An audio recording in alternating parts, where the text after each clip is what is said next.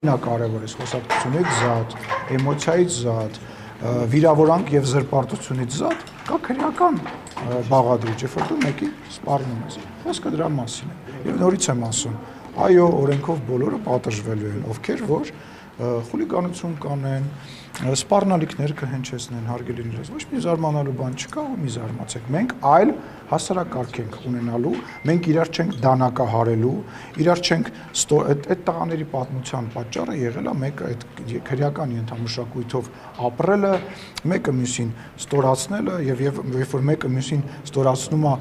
բանել, որոշում են իրանք հաշվեհարդար գտնեն, մեկը մյուսին վիրավորում է, դանակը վերցնում են, գնում են կանգ առով իրար տեսնում եւ դանակահարում են, այդ որ տենց վրթովում էիք բոլորդ,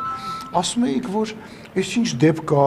հանցագործությունների շարքը մեծացել է եւ այլ, այս արդարացնելու հետևանք է։ Ես կոչ եմ անում բոլոր այն մարդկանց, ովքեր որ ենթարկվում են նման բաների, դիմել իրավապահներին։ Ես չի կարող չդիմել եւ դիմելու եմ եւ դիմել եմ լավ եմ արել, բայց ինչ պետք է անեի։